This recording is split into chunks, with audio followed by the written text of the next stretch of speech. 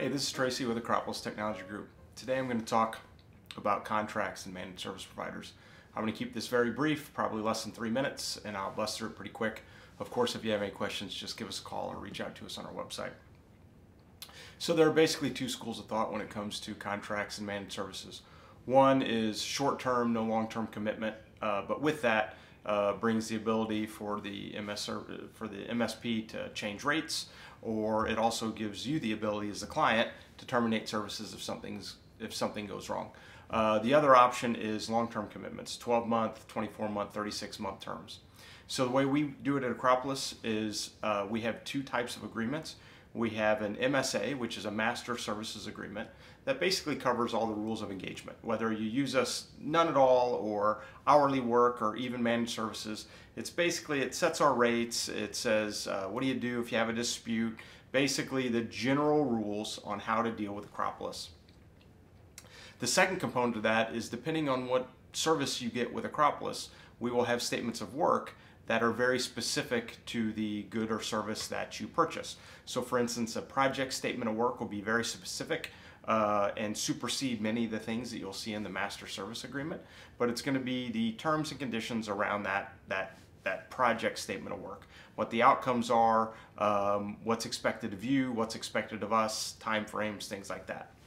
Now, the only time in Acropolis where we'll have a long-term agreement is if we have a very large outlay of funds at the very beginning.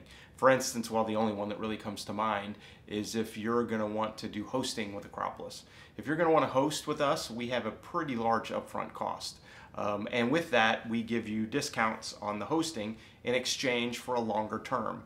Obviously, in a hosting agreement or in a hosting environment, if you change your mind and want to get out of it, that's normally longer than 30 days to get out of it. You have to pick another provider. There's a migration that's involved. It's pretty involved. So we would talk at that time what that term looks like. And of course, the longer the term, the more the discount. But for our standard managed service agreement, they're month to month. We do ask for a 90-day out. So if you change your mind, that you give us 90 days notice. That does a couple things. One, we staff according to agreements. The bigger the agreement, obviously, the more staff impact that has.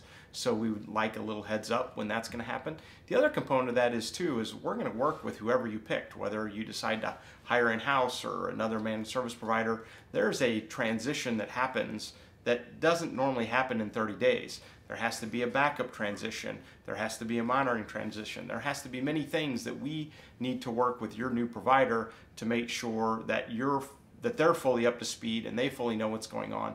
And that is typically 60 to 90 days is how long that takes to do that. So there is a bit of an overlap to make sure it's a smooth handoff, whereas if we only ask for 30 days is going to be really, really tight. The new managed service provider is in no way, shape, or form ready to pick up and run and keep you protected within 30 days. So the 90 days, there will be some overlap, but that's typically how we do it at Acropolis.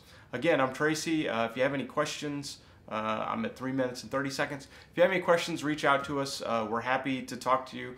I think you'll find we're very flexible, and we want long-term partnerships. So we'll work with you. Thanks a lot. Appreciate you taking the time.